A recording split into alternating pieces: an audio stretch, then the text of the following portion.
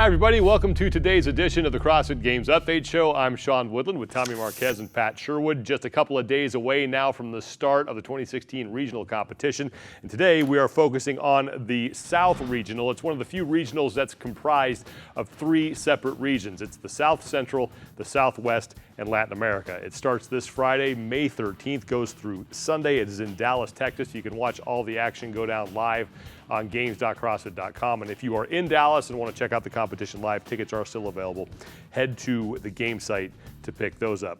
These regionals, when they were separate, were always a lot of fun to watch because they were totally unpredictable. Combine them together and now you have just like this mass regional of unpredictability. And this was a regional last year that we enjoyed watching because it wasn't over until it was over. We had never had any idea what was going to happen. And that will only be amplified because 4 out of the 5 women that qualified last year aren't coming back. Only CLB is, so it's up in the air. Yeah. The women's race is wide open, but I think overall as a region, this regional has the most question marks of who's going to go to the games and who's going to step up and take those spots. Now here's a look at the stories that we'll be focusing on Friday when this thing kicks off. We're going to talk about them today, but on the individual side, you just heard Pat and Tommy talk about it. Unpredictability is the name of the game for the individual races. As far as the teams are concerned, the team that's had that regional on lockdown, CrossFit, they're not there anymore. Who fills that power vacuum? We're going to talk about that in a second. But first, let's focus on the men's side of the race here because there is a little certainty there, or at least some comfort as far as some familiarity is concerned.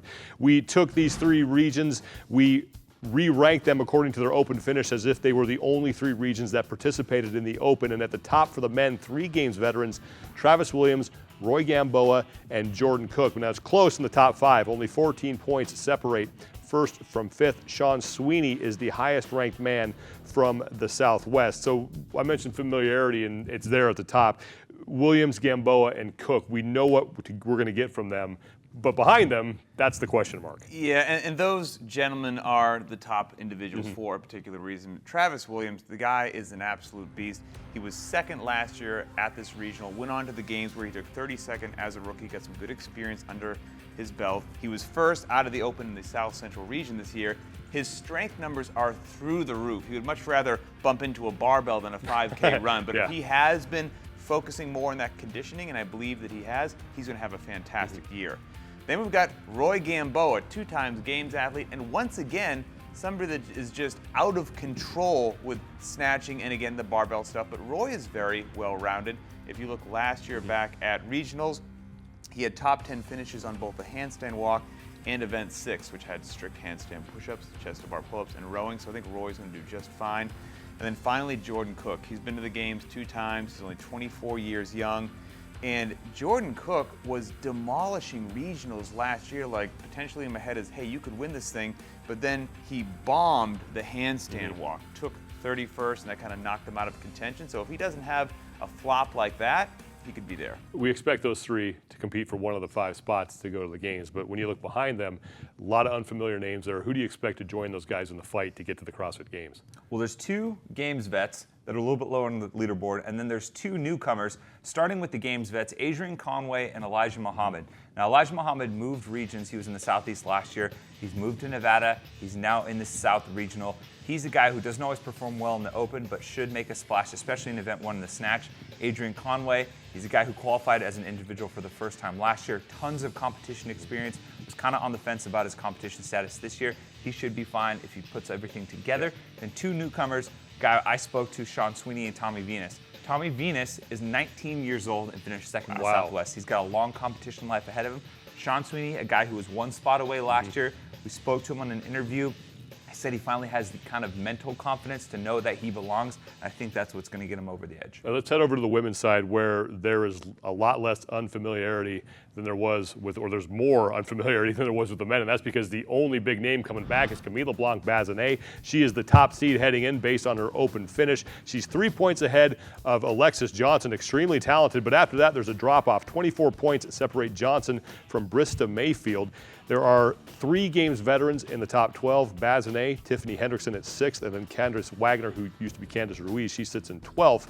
And then the interesting thing here, 3 women from Latin America are seated in the top 12, Brenda Castro, Anita Pravati, and Antonelli Nicole. So we expect Camille LeBlanc-Bazinet to be there at the end of the week. And then I think the other favorite would have to be Alexis Johnson. Yeah, I would say so. And if you're a female at regionals, you don't want to go against Camille. But this year, Alexis Johnson, I think she has a good shot.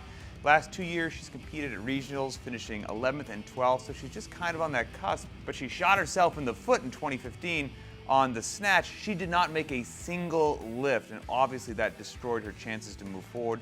You did an interview with her. She seems both physically and mentally prepared, so I think she could do very well. Tiffany Hendrickson, she's been to the games twice before, didn't compete last year, didn't qualify last year, and her scores were kind of all over the map. There were 7 events at regionals. She had 4 top 5 finishes, but then also a 23rd, a 26th, and a 29th. So if she can bring a little bit more consistency this year, she'll have a very good shot. Moving down the list, Whitney Capalucci. She's been competing at regionals for years. She took 6th at regionals last year.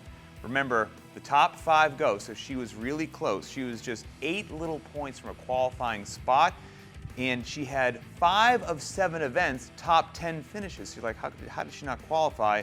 But she took 37th on the handstand walk. That'll be rearing its ugly head again. If she's kind of shored up that weakness, she could have a great weekend. And then lastly, Michelle Kinney. 4-time games athlete, just an OG in the community. Her own hashtag is #beefcake. I mean, how can you not be pulling for somebody like that? She's been banged up in the past. She's on the mend, and while she didn't really, have an open performance that would be talking about in the highlight reel, she has a ton of experience.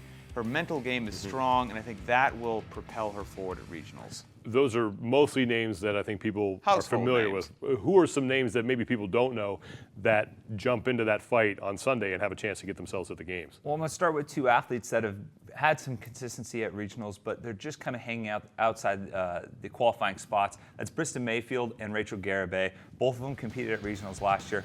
Both were inside the top 10 or top 12. And really, they're back. They've improved on their open scores this year. They look to be one of the top seeds trying to fill that void. And I think there's a lot of question marks about them as an athlete because we don't know a whole lot because we haven't seen them compete as much.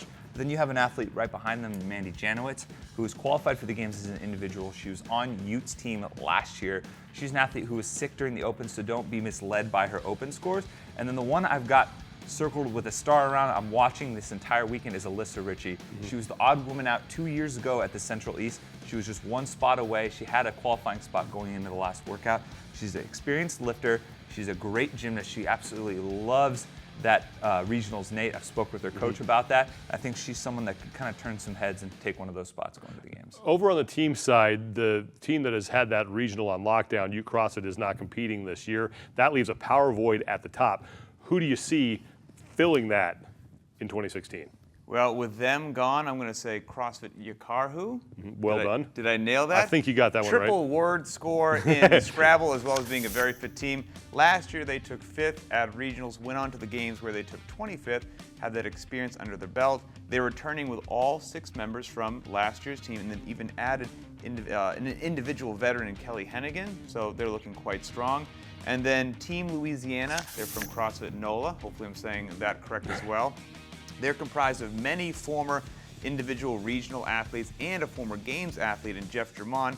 They took 23rd last year at regionals, but they're poised very well to even improve upon that this year. I'm going to add 2 teams to that Backcountry Black.